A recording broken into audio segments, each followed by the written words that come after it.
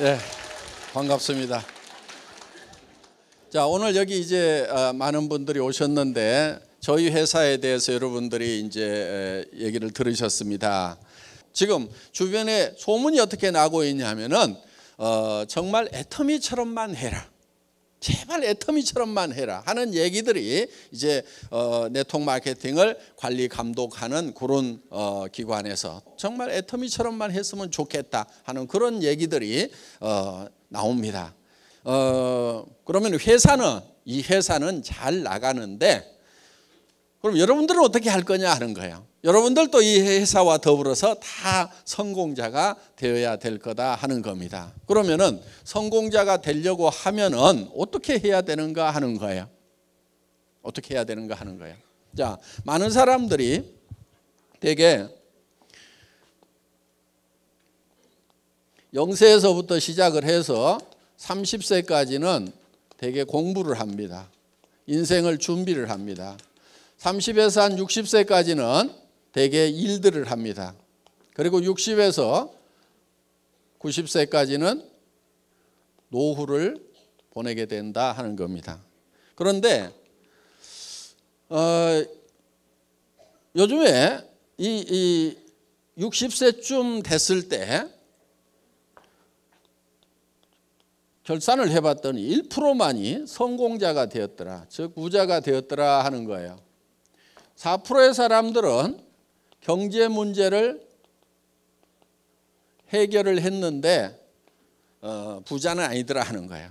그리고 나머지 10%의 사람들은 계속해서 하루 벌어서 하루 먹고 사는 일당벌이를 하고 있더라 하는 거예요.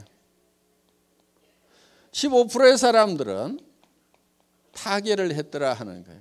그런데 나머지 70%의 사람들은 일도 없고 돈도 없는 상태에서 노후를 맞이하게 되더라 하는 거예요. 자, 우리 주변을 보면은 대개 1% 정도 100명 중에 1명이 성공을 했습니다. 그런데 95%의 사람들은 대부분 다 실패를 하고 있다 하는 거예요. 경제적인 측면에서 봤을 때. 그러면은 왜 30년씩이나 평균적으로 공부를 하고 30년씩이나 나름대로는 열심히 일을 했음에도 불구하고 이렇게 많은 실패자들이 나오는가 하는 거예요. 자, 이때까지 성공을 못하게 되면 어떤 문제가 있냐면은 노후라는 30년의 세월을 이제 어떻게 보낼 것인가 하는 심각한 문제가 발생을 하게 된다 하는 거예요. 나이를 먹으면은 반드시 또 따라오는 게 있습니다. 뭐가 따라오죠? 질병이 따라오죠. 질병이 따라와서 병들고 돈이 없으면은 정말 악몽 같은 세월이 될 수가 있다는 거예요. 그런데 요즘에 흉흉한 소문이 돕니다. 120세까지 살지도 모른다는 이런 소문이 슬슬 지금 나기 시작을 해요. 그러면은 무려 60년이라는 세월을 돈 없이 병든 상태에서 보내야 된다고 하면은 이거는 몹시 끔찍한 일이고 본인만 불행한 것이 아니고 주변 가족들까지도 다 불행해지는 그런 사태를 맞이하게 된다. 그런데 카네기라는 사람이 있습니다. 철강왕 카네기가 아주 가난한 집의 아이로 태어났는데 부자가 됐어요. 그리고 지금 카네기 재단을 만들어서 세계 곳곳에 온정의 손길을 지금도 펼치고 있습니다. 그 카네기라는 사람이 늙어서 자기가 인생을 이렇게 돌아보니까 자기가 우연히 성공자가 된 건지 아니면은 자기가 다시 가난한 집의 아이로 태어난다고 하더라도 다시 성공자가 될 수 있는지 곰곰이 생각을 해본 거예요. 생각을 해보니까 자기는 다시 가난한 집의 아이로 태어나더라도 틀림없이 성공자가 될 수가 있겠더라 하는 거예요. 그거를 10번을 반복한다고 그러더라도 자기는 10번을 다 성공할 수 있고 100번을 가난한 집의 아이로 태어나더라도 반드시 100번 다 부자가 되겠다는 확신이 있었던 거예요. 그러면은 다른 사람들은 왜 성공을 못하는가? 곰곰이 생각해 보니까 성공하는 방법을 모르더라 하는 거예요. 성공하는 방법, 성공의 법칙을 모르더라 하는 거예요. 그러니까 성공해도 법칙이 있다 하는 겁니다. 법칙이라는 것은 예를 들면 이런 게 법칙입니다. A 플러스 B는 C가 나온다. 그러면은 A하고 B만 플러스하면 항상 C가 나오면 이거를 법칙이라고 얘기를 한다 하는 거예요. 그러면은 자기는 A하고 B만 하면 항상 성공자가 될 수가 있는 요 법칙 공식을 알고 있다 하는 거예요. 그러면은 이 성공의 법칙이라는 것이 누가 어떻게 만든 거냐? 이거는 누가 만든 것이 아니고 원래 있는 거다 하는 거예요. 그래서 이런 것을 뭐라고 얘기하냐면은 정북향의 원리다 이렇게 얘기를 합니다. 정북향의 원리. 이런 스티븐 코비라는 사람이 쓴 말입니다. 성공하는 사람들이 7가지 습관을 썼던 스티븐 코비가 쓴 말인데, 정북향의 원리라고 하는 것은 북쪽이라는 것이 이미 정해져 있다. 법칙이라는 게 이미 정해져 있다. 그리고 이런 것을 뭐라고 그러냐면 자연법칙이라고도 얘기를 합니다. 그러니까 이미 정해져 있다 이거예요. 해는 동쪽에서 서쪽으로 지고 물은 높은 곳에서 낮은 곳으로 흐르게 되어 있다 하는 거예요. 이런 걸 또 농장의 법칙이라고도 얘기를 합니다. 농장의 법칙. 자, 농부가 농사를 지을 때는 자연 법칙에 따라 가지고 농사를 짓는다 하는 거예요. 자기 마음대로 농사를 짓는 게 아니고 반드시 농부는 자연 법칙에 맞춰서 농사를 짓는다 하는 거예요. 그럼 농부가 맨 먼저 하는 것이 무엇인가 하는 거예요. 어떤 사람들은 이렇게 얘기합니다. 씨앗을 준비한다. 또 어떤 사람은 아니다. 농토가 있어야 되니까 땅을 준비한다. 아니다. 어떤 사람은 씨앗도 사고 농토도 살려면 돈이 있어야 되니까 돈을 농자금부터 준비한다. 여러 가지 얘기를 하는데 실제로 농부가 맨 먼저 하는 것은 무엇을 얼마만큼 거둘 것인가. 이거를 맨 먼저 결정을 한다 이거예요. 머릿속에서 무엇을 얼마만큼 거둘 것인가를 먼저 결정을 한다 이거예요. 농부의 머릿속에 들어와 있지 않은 것이 갑자기 곡간으로 들어오는 일은 절대로 없다 하는 거예요. 반드시 농부의 머릿속에 고구마 2가마인지 땅콩 1가마인지 아니면 쌀 10가마인지 하는 것이 먼저 농부의 머릿속에 들어오고 나서, 그리고 거기에 맞춰서 일을 한 다음에 농부의 머릿속에 있던 것이 곡간으로 들어오도록 되어 있다 하는 거예요. 자, 이거를 이제 성공의 법칙이라고 하는데, 그러면은 우리가 성공을 하려고 하면은 먼저 우리 머릿속에 뭐가 들어와야 되냐 하는 거예요.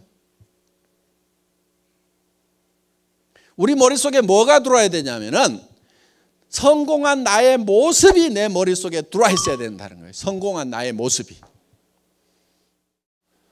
그러니까 내가 성공을 하느냐 못하느냐는 누구에게 달려있냐면 자기 머릿속에 자기가 자기를 어떻게 생각하느냐 하는 셀프 이미지를 어떻게 메이킹할 거냐 하는 데 달려있다 하는 거예요.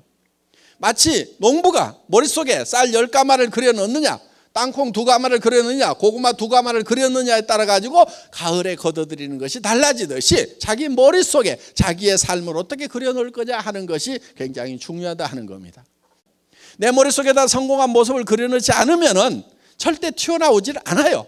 그러니까 오늘 내 삶이 내 마음에 안 든다. 그러면은 틀림없이 3년이나 5년 전에 마음에 안 드는 자기 모습만 머릿속에 그리고 있었다 하는 겁니다. 아니면 아무것도 그리고 있지 않았든지. 지금 여러분들이 머릿속에 이거를 그려넣지 않으면은, 성공한 여러분의 모습을 그려넣지 않으면은 3년 지나고 5년 지난 후에도 지금하고 똑같은 모습일 수밖에 없다는 거예요. 그렇기 때문에 내 삶을 바꾸려고 하면은 내가 어떤 방향으로 어떻게 바뀌었으면 좋겠는가 하는 것을 명확하게 머릿속에 생생하게 그려 넣는 것이 필요하다 하는 겁니다. 그러면은 어떤 모습으로 어떻게 그려 놓을 것인가 하는 거예요.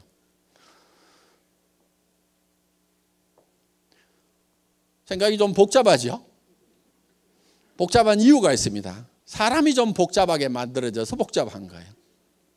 사람이 어떻게 만들어져 있냐면요, 사람은 육이라는 게 있습니다. 몸이 있습니다. 그리고 영이라는 게 있어요. 영. 그 다음에 혼이라는 게 있습니다. 그 다음에 우리는 혼자 사는 게 아니고 주변 환경으로 둘러싸여 있습니다. 이 육이 요구하는 것, 영이 요구하는 것, 혼이 요구하는 것, 주변 환경이 요구하는 것이 각각 다릅니다. 이거를 우리는 다 만족시키고 살아야만 된다 하는 거예요. 이게 욕구라는 건데, 우리 육이 요구하는 것은 첫째는 건강하고 오래 사는 거예요. 그리고 건강하고 오래 사는데 찢어지게 가난하면은 만족스럽지가 못하죠. 그러면은 풍요롭게 사는 욕구를 가지고 있다는 거예요. 한마디로 얘기하면 잘 살며 잘 살아야 되는 거예요. 우리의 영은 보통 영과 혼이 같은 걸로 영혼 이렇게 묶어서 생각을 하는데 이거는 영과 혼은 분명히 구별이 됩니다. 스피릿, 소울 구별이 되는데 그럼 영은 뭐고 혼은 뭐냐 하는 거예요. 이 영은 동물하고 사람하고를 구별짓는 가장 중요한 포인트가 될 수가 있어요. 동물은 혼은 있는데 영이 없어요. 영은 예를 들면은 시간에 관한 개념이라든가 성경에 보면 영혼을 사모하는 마음을 주셨도다 하는 게 있어요. 그래서 이 시간에 관한 개념, 영혼을 사모하는 마음이 있다 하는 거예요. 그리고 이거는 양심에 관한 거예요. 양심. 이 양심은 동물에게는 없어요. 사람에게만 있어요.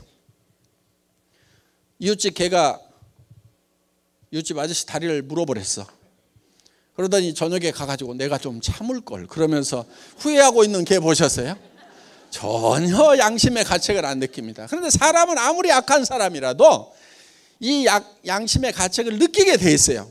물론 양심도 계속 무시하면은요 양심이 무뎌지기는 해요. 그래서 성경에 보면 양심이 화인 맞았다, 불도장을 맞았다 이런 얘기는 있는데 여러분들이 양심을 계속 닦으면은 양심이 계속 빛나면서 이 양심이라는 것이 모든 것을 분별하는 기준 역할을 하는 거예요. 그래서 우리는 양심에 따라서 살고 싶다. 그리고 우리는 창조주를 사랑하고 사랑받고 싶은 욕구를 가지고 있어요. 바로 사람이 영적인 요소를 가지고 있기 때문에 그렇다는 겁니다. 혼은 미지의 세계에 대해서 알고 싶은 지적 욕구가 바로 여기에 해당이 됩니다. 사람은 배우지 못하면 한이 맺히게 돼 있어요. 아무리 돈이 많아도 내가 무식하다, 배우지 못했다 그러면 죽을 때 한이 맺히게 돼 있어요. 그리고 희노애락을 느끼는 것이 바로 이 혼의 부분입니다. 희노애락. 그러니까 희노애락을 느끼는데 평온한 감정을 가지고 살아가고 싶은 욕구를 우리는 반드시 가지고 있다 하는 거예요. 그래서 이 평안해야 되는 거예요. 마음이. 동물도 희노애락이 있습니다. 밥 주는 주인한테는 꼬리 살살살살 흔들어요. 무슨 뜻이에요? 기쁘다 하는 거예요. 기쁘다. 밥 먹을 때 건들면 노합니다. 예.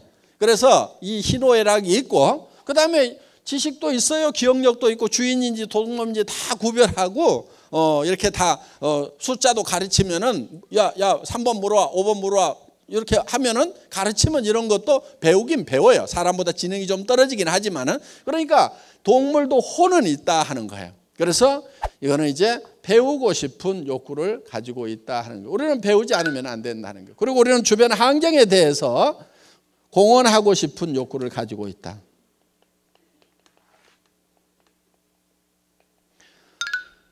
자, 이 네 가지를 우리는 골고루 만족시키지 않으면은 우리가 한이 맺히게 돼 있어요. 자, 우리는 뭔가 사회를 위해서, 남을 위해서 유익한 일을 하고 싶은 욕구를 가지고 있어요. 그래서 죽을 때 나는 남을 위해서는 참 아무짝에도 쓸모가 없었던 사람이다. 나라를 위해서도 쓸모있던 사람이 아니고 가족들을 위해서도 또 친구를 위해서도 아무짝에도 쓸모없는 사람이었다. 그러면은 죽을 때 한이 맺힐 수가 있다는 거예요. 쓸모있는 사람이 되고 싶은, 그건 바로 공헌하고 싶은 욕구를 가지고 있다 하는 겁니다. 그래서 이 네 가지 요소가 골고루 만족되는 삶을 살아가는 자기의 모습을 머릿속에다 그려 놓아야 된다 하는 거예요.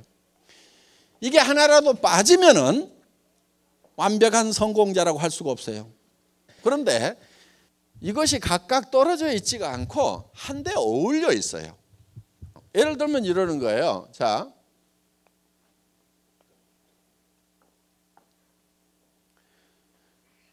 우리의 육이 있습니다. 육은 잘 살며, 영은 사랑하고, 그 다음에 혼은 배우고, 그 다음에 환경에 대해서는 공헌하는 삶.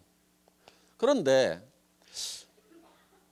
우리가 잘 살아야 되는데 그냥 잘 산다고만 생각하면은 이게 별 의미가 없어요. 잘 살아서 뭐 할 건데 이렇게 되는 거예요. 그런데 우리가 잘 살아야 되는 이유는 사랑하는 사람이 있기 때문에 반드시 잘 살아야만 된다 하는 거예요. 내가 못 살게 되면은 내 사랑하는 사람들이 다 힘들고 다 어려움을 겪게 된다 하는 거예요.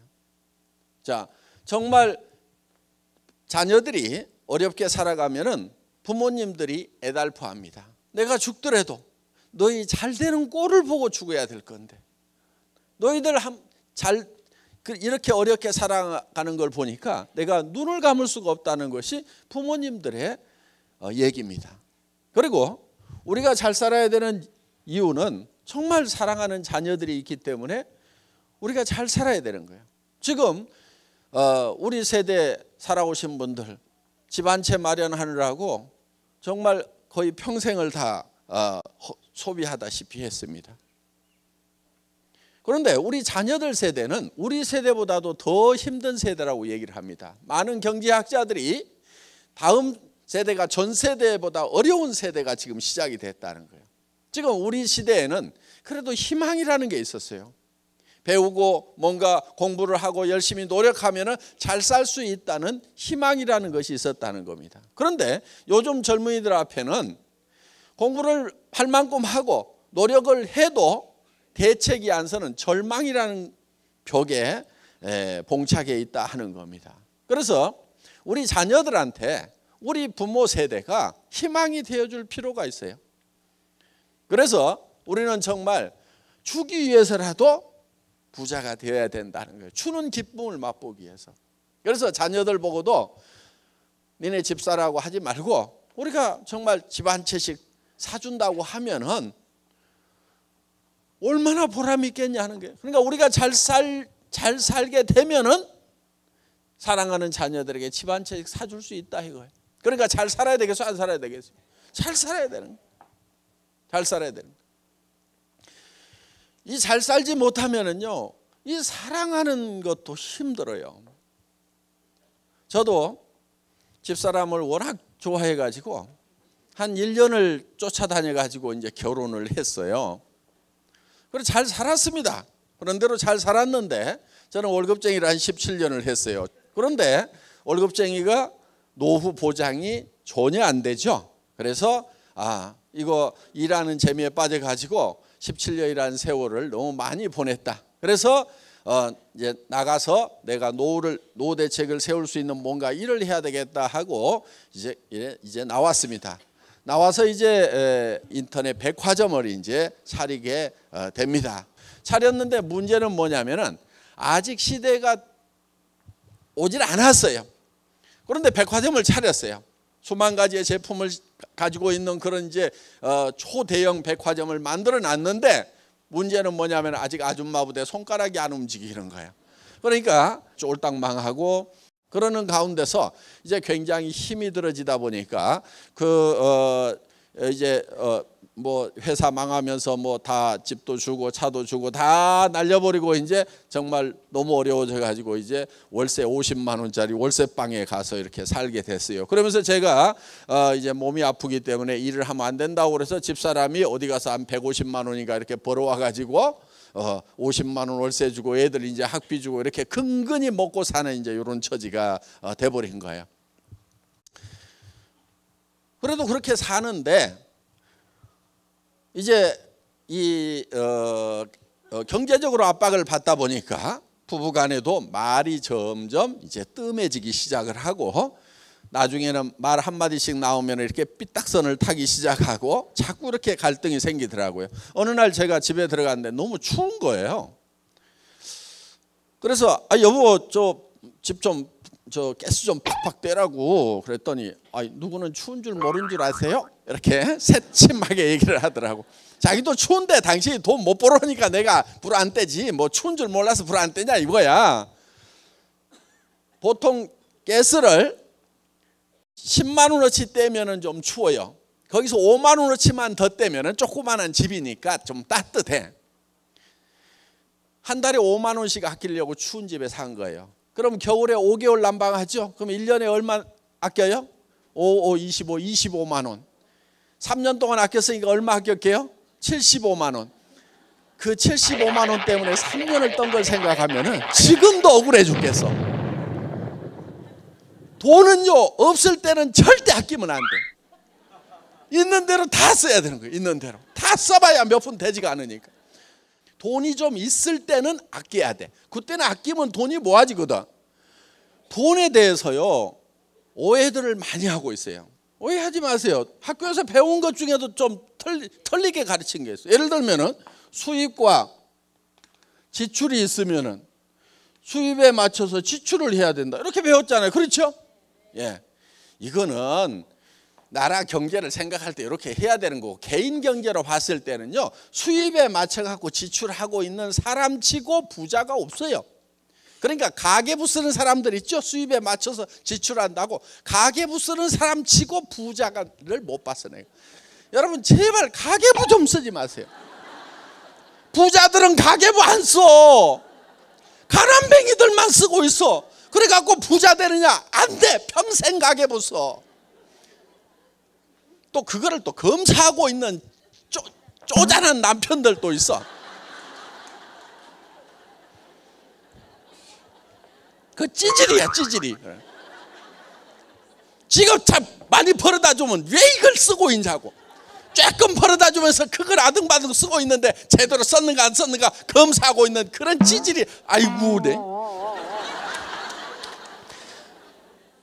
이렇게 하지 말고요, 부자가 되려면 어떻게 하냐면은 수입 잊어버려. 지출부터 결정을 해. 지출.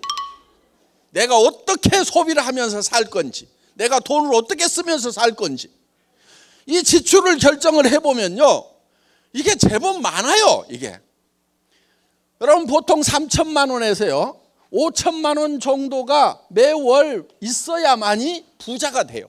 이 정도를 지출하지 않으면 이게 별 부자가 아니에요. 그런데 무슨 3천만 원에서 5천만 원씩이나, 난 300에서 500도 못 벌어봤는데 3천에서 5천이 필요하냐고 그러는데, 3천에서 5천이 있어야 부자가 된다 하는 거예요. 300에서 500 벌어갖고는요 노후대책도 안 서고 아무것도 안 돼. 그 찌질이로 사는 거예요. 그런데 많은 사람들이 300에서 700만 벌었으면 소원이 없겠다. 그래서 좋은 대학 가가지고 열심히 박터지게 대기업에 가가지고 결국 버는 게 얼마 버냐? 300에서 700 벌고 있고, 이웃집 애가 300에서 700 버는 일자리 찾았다고 그러면 아이고 걔는 그게 엄친아요. 내 새끼는 왜 이 모양이야 그러면서 쥐어박잖아. 그런데 300에서 700 벌고 있는 애 별 볼 일 없어요. 노후대책 안 써요. 걔 3천에서 5천은 벌어야 돼요. 매달. 그리고 돈이라는 것은요 평생 버는 게 아니에요. 갈수록 돈 벌 수 있는 기회라는 게 줄어들어요.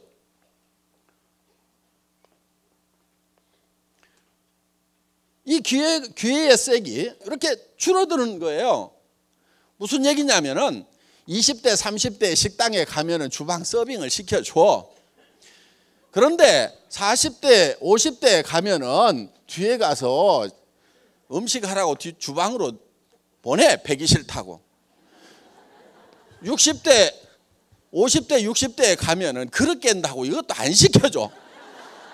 그러니까 친척이나 누구 아니면 안 써준단 말이에요. 그러니까 기회라는 것이 점점 줄어들어. 그런데 사람들은 막연하게 뭔가 시간이 지나고 미래가 되면 내한테 좋은 기회가 올 거라는 파랑새만 쫓아가고 있어요. 그렇지가 않아요. 점점 줄어들고 있어요. 그러니까 지금 결판을 내야 되는 거예요. 지금 뭔가를 화끈하게 벌여야 된다 이거예요. 앞으로 뭐 어떻게 될 거다. 그리고 사람은 돈을 버는 때가 있고 번 돈을 쓸 때가 있어야 되는 거야.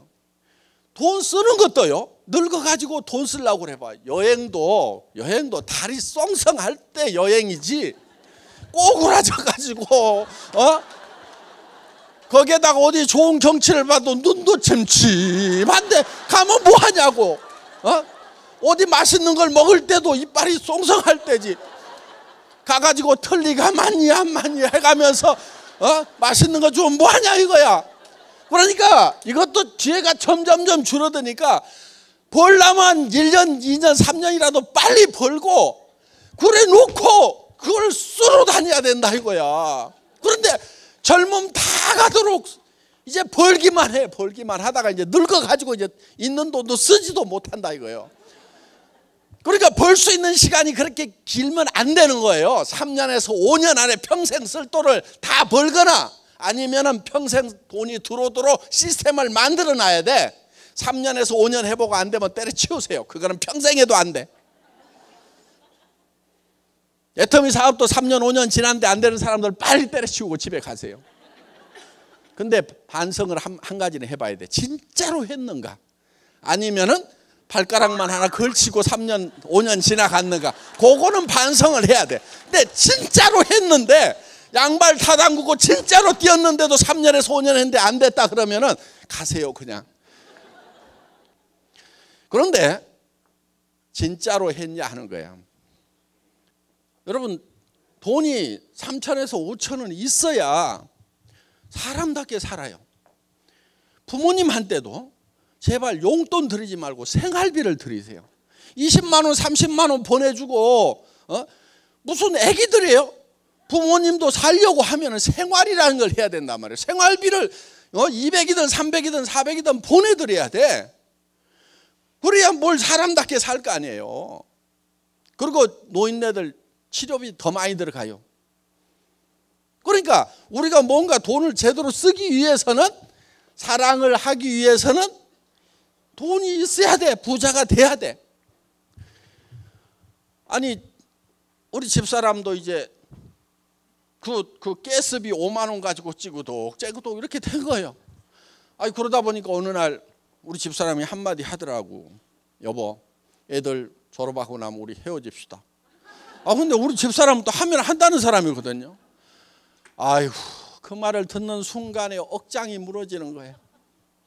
그래서요, 제가 방바닥에 쓰러져 가지고요, 우리 와이프 다리를 잡고요, 엉엉 울었어요. 엉엉 울면서, 여보 하지 마라, 내가 보낼 수가 없다. 당신 지금 가면은 집도 없고 노후대책 자금도 없고, 여보 가더라도 내가 집도 사주고 노후대책 자금 마련해서 내가 통장에 넣어서 줄 때까지만 좀 참아주면 안 되냐고 다리를 잡고 엉엉 운 거예요. 그랬더니 이렇게 보더니 아이고 어느 천년에요 그러더라고. 지금은 집도 사주고요, 통장에 돈도 다 넣어줬는데 간다는 말을 안 해요. 생활의 어려움은요, 정말 사랑하던 사람 사이도 냉랭하게 만들어서, 지금 부부간에도 그냥 사는 사람들 있죠. 그냥 사는 사람들. 그러니까 헤어지는 것도 귀찮으니까 그냥 사는 거예요. 그냥 뭐 복잡하고 절차 복잡하고 뭐하고, 아이고 그냥 살자 그래가지고 그냥 아무 생각 없이 그냥 살아. 집에 들어가도 아무 감동도 없고 나와도 아무 감동도 없고 그냥 살아. 그냥 삶이 얼마나 된다고. 그 젊은 날에 그렇게 뜨겁게 사랑하고 좋아해서 결혼을 했으면은 그 짧은 인생 얼마 안 되는 동안에 그 나이를 먹을수록 그 사랑이 더 아름답게 숙성이 돼가야 되는데 그렇지를 못해요. 그 원인 중에 하나가 보면 경제적인 이유 때문에 그러는 경우가 많아요. 결혼할 때는 당신 내하고 결혼만 해준다고 하면은 진짜 손끝에 찬물 한 방울 안 묻히도록 해주겠다고 그래가지고 구애를 해서 결혼을 해놓고 나중에는 왜 찬물 안 묻히게 해준다고 그러더니 어쩌고 저쩌고 그러면은 고무장갑 하나 사주면서 이거 끼고 하면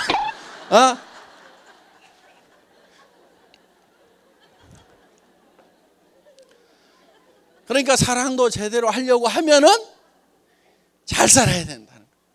그래서 이게 다 이렇게 하나로 연결이 되어 있고 엉켜 있는 거예요. 우리는 벌어서요, 남 주려고 사실은 버는 거예요.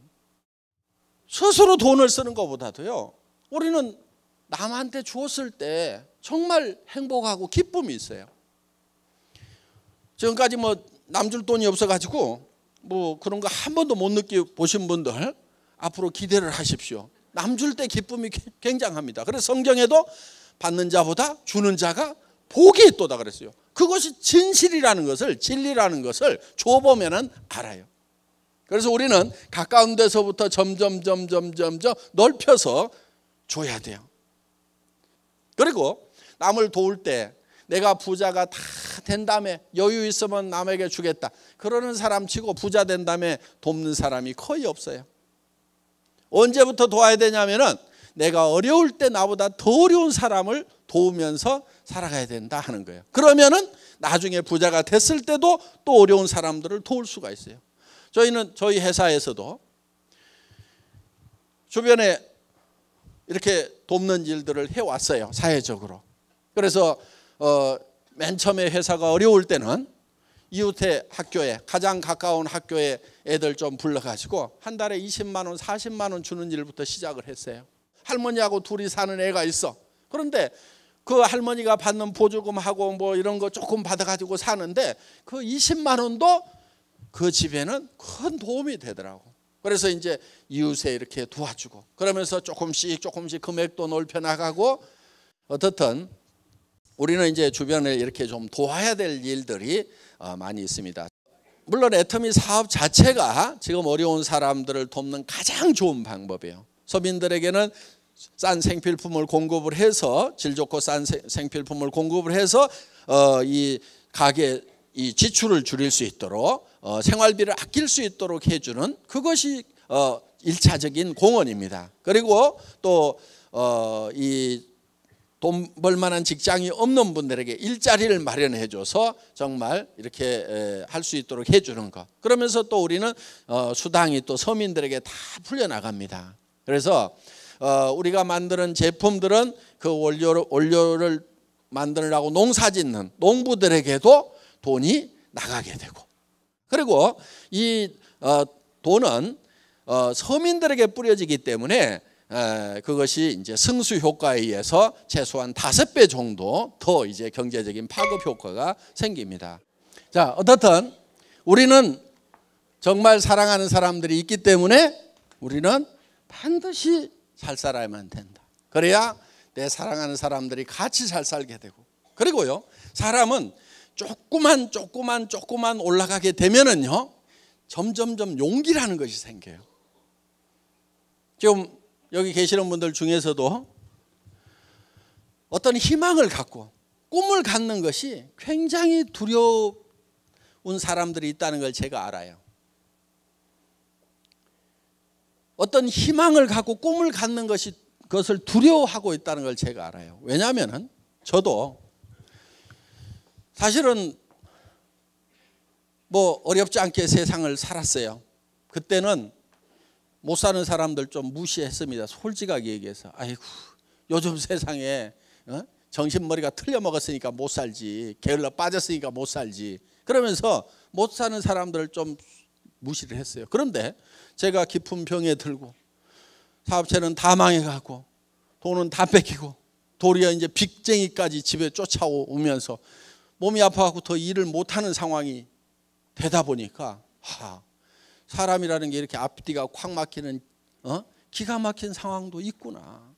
무조건 이게 못 사는 사람들을 무시하기만 해서는 안 되겠구나 하는 그런 생각을 하게 됐어요. 그런데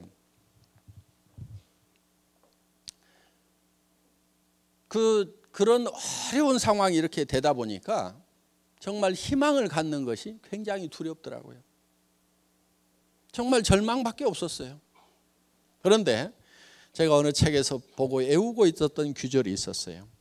희망이 없을 때 유일한 희망은 희망을 갖는 것이다. 희망이 없을 때 가져야 되는 것이 희망인 거예요. 희망마저 갖지 못하면 아무런 희망이 없는 거예요. 유일한 희망은 희망을 가지고 있으면 희망이 있어요. 절망 속에서도 희망을 가져야 되는 거예요. 그런데 제가 봤을 때는요, 그 희망의 불빛이 아주 조그맣게 보이는 거예요. 정말 캄캄한 동굴 속에 갇혀 있는 듯한, 몸은 병들고 가진 것은 아무것도 없고 더 이상 이제 목숨이 얼마를 부지할지를 모르는 그런 상황에서 그런데도 저는 그 희망의 불빛을 향해서 가야만 했어요. 왜? 사랑하는 사람들이 있기 때문에. 그런데 그 희망을 가지고 그 희망의 불빛을 향해서 한 발 한 발 옮겨가니까 그 작은 불빛이 점점 커지더라 하는 거예요. 우리는 희망을 향해서 다가가지 않으면 그 희망이 커지질 않아요. 그 불빛이 점점 커지더니 어느 순간에 이제 동굴 밖으로 나오고 온 천지가 밝은 광명으로 가득 찬, 정말 희망만이 가득 찬 그런 세계로 내가 나올 수가 있더라 하는 거예요. 그래서 정말 절망의 깊은 동굴 속에 갇혔을 때는 정말 희망을 갖는 것도 얼마나 용기가 필요한 건지, 얼마나 두려운 건지. 용기라는 것은 두려워하지 않는 것이 용기가 아니고 두려움을 알지만은 그 두려움 앞에 맞서는 것이 진정한 용기다 하는 겁니다. 그래서 여러분, 희망이 없을 때 마음속에 절망밖에 없다고 생각하고 나는 아무것도 해낼 수 없다고 생각하는 이 순간에도 여러분들이 가져야 될 것은 희망이라는 거고, 그 희망의 불빛을 향해서 우리는 한 걸음 한 걸음 옮겨 나가야 된다는 겁니다. 그러면은 그 희망이 점점점 커지고 우리는 밝은 광명으로 나갈 수 있고 다른 사람들에게 희망의 이제 빛을 전해주는 사람으로 바뀔 수가 있다는 거예요. 자, 우리는 그래서 정말 사랑하는 사람들이 있기 때문에 우리는 잘 살아야 되고, 또 잘 살려고 하면은 배워야 됩니다. 여러분들은 이제 밤늦게까지 지금 이렇게 또 배우고 계시는 거예요. 그래서 정말 잘 살아서 사랑을 베풀면서 나눠주면서 살아가는 그런 나 자신의 모습을 우리가 머릿속에 한번 그려보자 하는 거예요. 그래야만이 내 머릿속에 그게 만들어져야 2년이고 3년이고 5년 후에는 밖으로 튀어나오는 거예요. 그런데 이거를 그려 넣기만 하면 되느냐 하는 거예요. 된다 하는 거예요. 왜냐하면 우리의 몸이라는 것은 우리 머릿속에 그냥 그리는 거하고 실제로 벌어지는 상황을 구별을 못하는 특징이 있어요. 우리 머릿속에 이걸 그려 넣기만 하면은 우리 몸이 변하고 바뀌어버리는 거예요. 실험을 한번 해보겠습니다. 예를 들면은 여러분 입속에다가 제가 빨갛고 새콤하고 달콤한 석류를 한 움큼씩 넣어드리겠습니다. 입안에 가득 찬 석류를 어금니로 아작아작 씹으니까 새콤하고 달콤한 석류 과즙이 입안 가득 퍼집니다. 자, 입안에서 무슨 일이 일어났어요? 침이 안 났다 손 들어보세요. 빨리 병원 가세요. 침샘이 고장난 겁니다. 우리는 실제로 먹었을 때 침이 나오는 거나 머릿속으로 석류를 먹었다고 생각하는 거나 우리 신체에 작용하는 효과는 똑같다 하는 거예요. 이게 과학적으로 다 증명이 되어 있는 거예요. 이거를 학문적으로는 자기 충족적 애언이라고 그러는데, 내가 충족되었다고 애언을 하면은 충족이 된다는 거예요. 신체 반응이 그대로 일어난다는 거예요. 그러니까 여러분들이 실제로 내가 한 달에 3천만 원을 버는 사람이다, 5천만 원을 버는 사람이다, 내가 그 일을 시작을 했고 이제는 그렇게 시간만 가면 그렇게 될 거다, 확신을 가지고 머릿속에 내가 어떤 삶을 살 건지에 대해서 확신을 가지게 되면은 여러분들의 표정이라든가 태도라든가 눈빛이라든가 다 바뀌어버리게 된다는 거예요. 그러니까 친구한테 전화를 해가지고도 내가 하는 것은 아닌데 친구가 한다고 그러니까 너한테 얘기를 해주는데 요 따위로 얘기를 하면은 될 일도 안 되는 거예요. 될 일. 그렇게 해갖고 되는 게 아니고, 야, 내가 한 달에 5천만 원 버는지를 발견을 했다. 여러분, 한 달에 통장에 5천만 원씩 꼽히는 게 그게 보통 일인 줄 아세요? 어마어마하게 큰 공장 가지고 있어야 돼. 1,000명, 2,000명 거느리는 그런 공장을 가지고 머리 빠지게 밤낮 없이 수십억, 수백억을 투자해가지고 해야 집에다가 5천만 원씩 갖다 준단 말이에요. 사장이라고 폼 잡고 다니는 사람 중에 70%는 비더로 다니는 사람들이요. 전부 적자 나는 사람들이요. 그런 사업만 큰 사업이고 한 푼도 투자 안 한다고 그러니까 애터미를 우습게 하는데 우스운 게 아니란 말이에요. 하나도 안 우습다고. 여러분 무슨 일을 해가지고 3천만 원, 5천만 원을 벌 거냐 이거예요. 이 애터미 사업은 빅 비즈니스예요. 엄청난 비즈니스란 말이에요. 개인적으로 봤을 때 여러분 투자를 안 하니까 우습게 알아 지금. 그리고 무슨 고시 보듯이 특별한 시험을 봐가지고 능력자만 뽑는 게 아니고 아무나 오세요 그러니까 이게 아무 것이나 되는 줄 알아 이게 이 일이 보통 일이 아니란 말이에요. 지금 엄청난 일을 지금 여러분들이 시작을 한 거예요. 근데 표정들이 왜 그래? 엄청난 걸 발견한 것 같지가 않아 지금.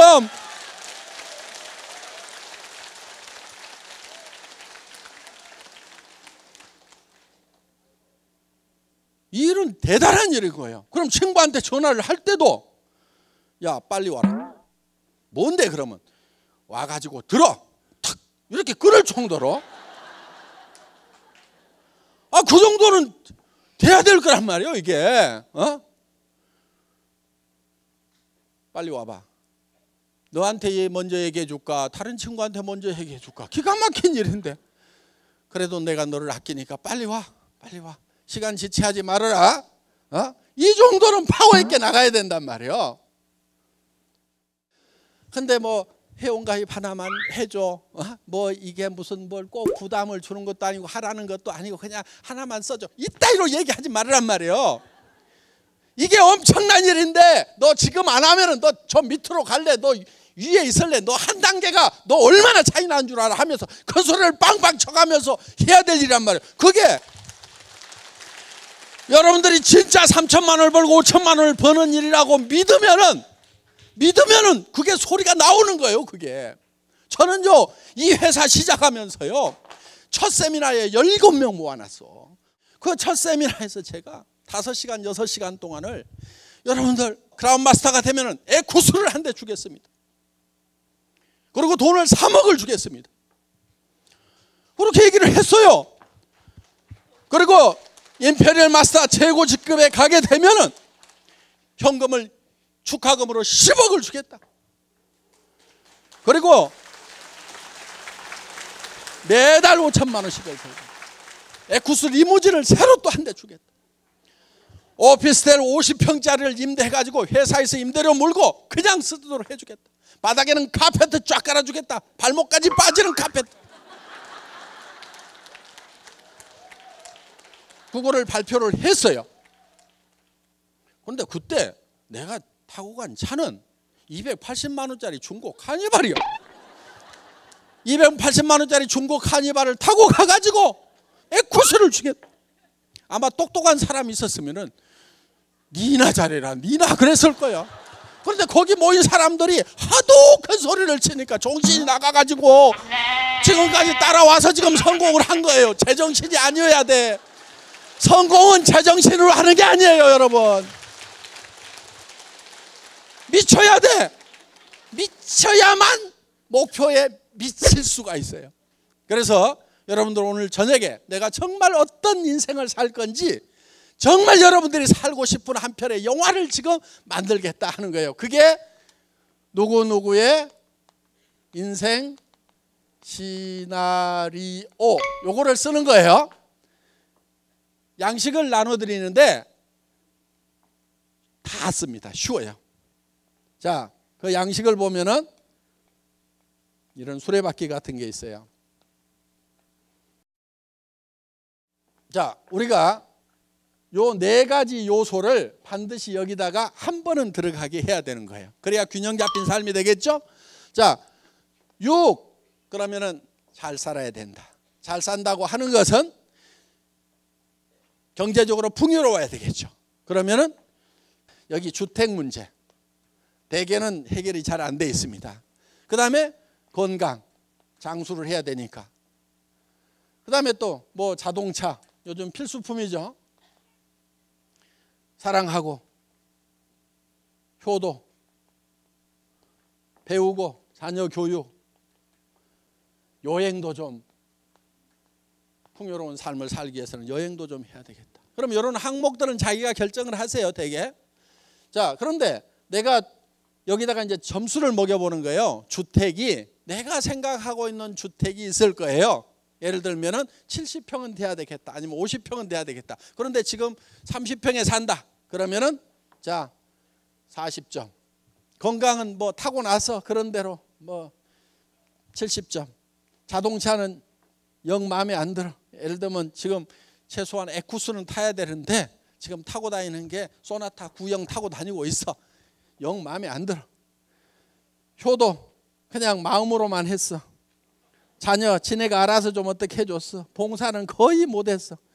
현금도 거의, 여행은 뭐 어떻게 뭐 신혼여행은 갔다 왔으니까 뭐 이렇게 해서 이거를 이렇게 연결을 해보세요. 이걸 연결을 이렇게 하면은 요게 자기 인생 수레바퀴예요. 이게 찌그러지고 적으면은 잘 안 굴러가는 인생을 살고 있는 거예요. 그러면 이게 10점 만점이 되려고 하면은 이 10점 만점을 연결하면 이렇게 고단한 수레바퀴가 잘 굴러가는 수레바퀴가 되는데, 내가 10점 만점이 되려고 하면은 어떻게 하면 되는지를 이 네모칸에다가 써주라 하는 거예요. 여기다가 자 이렇게 쓰는데, 예를 들면은 쓸 때 구체적으로 쓰라 이게요. 구체적으로. 내가 살고 싶은 집, 어디 살고 싶으냐니까 좋은 집이요, 이런 분들이 있어. 그럼 집 사러 가가지고 부동산에서 무슨 집 보러 오셨어요? 그랬더니 좋은 집이요. 이 사람 집 살 사람이에요, 안 살 사람이에요? 살 사람 아니에요. 내가 살고 싶은 집이 단독주택인지 아파트인지 연립주택인지 방은 몇 개인지 화장실은 몇 개인지 가격은 얼마에서 얼마 사이인지 몇 평인지 요게 딱 나와 있어야 된단 말이에요.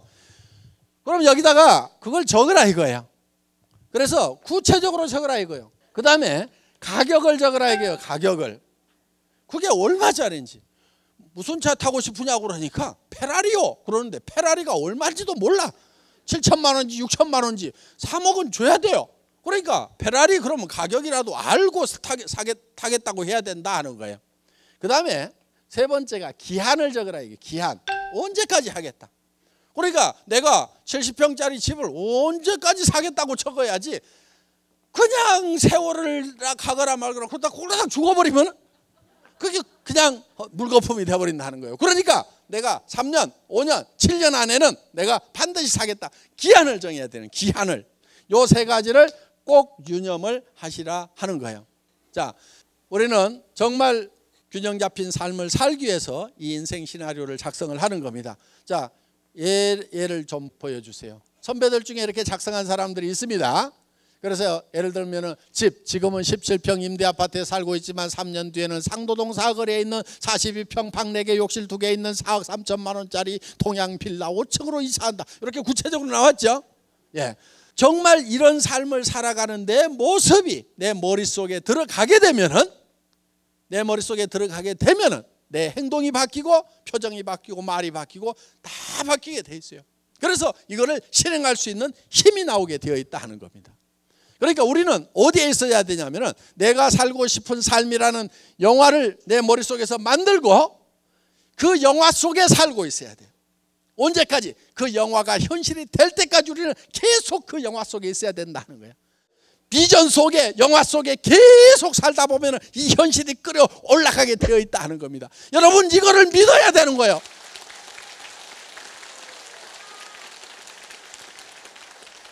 그래서 여러분들이 이거를 작성을 하시고 한 가지만 더 작성을 하시면 되는데, 1년 후에는 다이아몬드 마스터가 되겠다. 또 샤론 로즈 마스터는 내가 2년 안에 되겠다. 샤론 로즈가 되면 한 달에 1,000만 원씩을 번다. 그래서 최소한 2년 안에 월 1,000만 원씩을 버는 월천댁이 되겠다. 뭐 이런 목표들을 쭉 세우시라 이거예요.